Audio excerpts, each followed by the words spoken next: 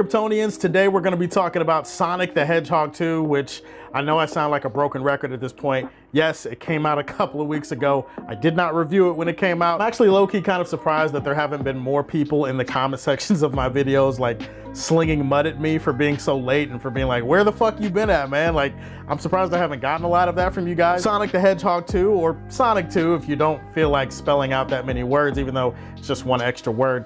Whatever. Sonic 2, Sonic the Hedgehog 2, that's the movie we're talking about today. This is obviously a sequel to the first movie, Sonic the Hedgehog, which came out in 2020, I think, which was like right at the beginning or near the beginning of the pandemic. You're bringing back a lot of the same characters and actors from the first movie. Obviously, Ben Schwartz is voicing Sonic the Hedgehog. James Marsden and Tika Sumpter are back as Tom and Maddie, who are kind of like the adoptive parents for Sonic. Colleen O'Shaughnessy as Tails. You've got Idris Elba as Knuckles. Jim Carrey once again reprising his role as Dr. Robotnik. The story here is pretty simple. Sonic is enjoying his life in this small town with Tom and with Maddie, trying to learn how to become a hero, basically. When Tom and Maddie go on vacation, Sonic is thrown into this huge adventure when all of a sudden his nemesis, Dr. Robotnik, comes back from the mushroom planet. Dr. Robotnik has now teamed up with Knuckles, and they're after this big, dangerous emerald. Anyone who has played Sonic games knows what emerald they're talking about. They're after that emerald, and now Sonic has to team up with Tails, who comes from another world, to help him out. Now they have to try to get to this emerald before it falls into the wrong hands. Love Sonic. I think Sonic is awesome. I have played Sonic games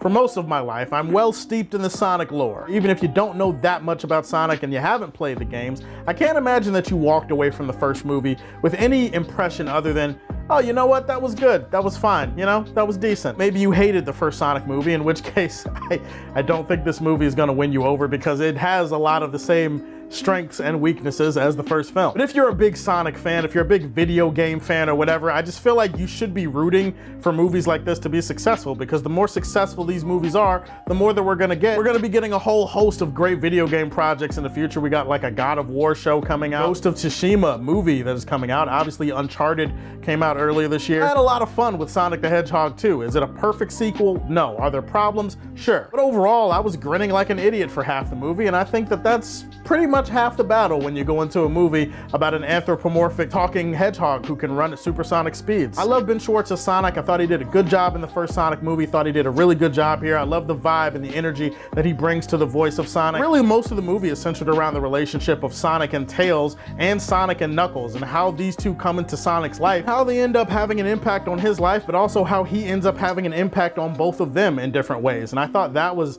the main idea of the movie. Idris Elba, I mean, we knew he was gonna kill it as Knuckles. He really seems to have studied up and done his homework on this character. Idris Elba voiced Shere Khan, for fuck's sake. We know he can pull off a badass voice. Jim Carrey is once again having way too much fun as Dr. Robotnik. It's great to see him back. When it comes to the visuals, the movie does have some great shots, and it does have some moments of good cinematography, but really, it's more about the action sequences and the animation with this movie. This movie, hands down, has some of the greatest animated action scenes that you've seen in any movie, not just video game movies, but movies, period. The entire third act will have your jaw on the floor. Like, they really swung for the fences with this one. Really went for some big, epic showdowns in here. If you're a big fan of Sonic and the lore, there's gonna be plenty of things that you're gonna catch, Easter eggs here or there. There is a post-credit scene that if you are a Sonic fan, I just don't see how you're not excited about this post-credit scene and where it could go. Pretty much a race between Sonic and Tails and Dr. Robotnik and Knuckles to get this emerald. And so, you know what you're in for with the story. There's nothing overly complicated about it. Easy enough to follow, whether you're a kid or an adult. I feel like you can have fun. It's a nice, simple story there. I do feel like the pacing for this movie is not nearly as good as the first movie. I don't think that scenes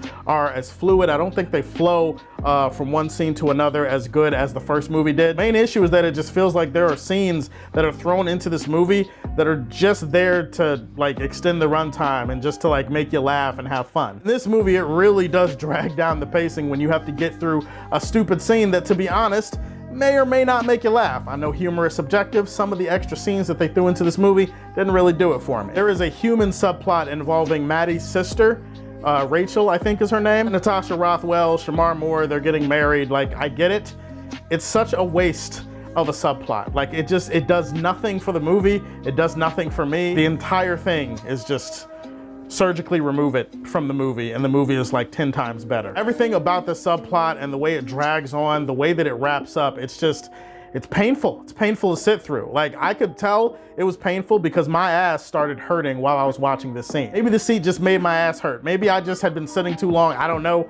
All I'm saying is it's a weird coincidence that when I started getting tired of this subplot, my ass started hurting. So I think that matters and should be taken into the equation. Sonic the Hedgehog 2 was a really fun movie. I enjoyed my time with it. I'm gonna leave this one in the Silver Age for Man of Steel. Tell me, have you seen it? What did you think about it? What's your favorite Sonic video game of all time, if you have one? Put that in the comment section down below. Please like and subscribe to the Superfan Show, and if you like what you see, tell me how you feel, and stay tuned to hear more from the Man of Steel.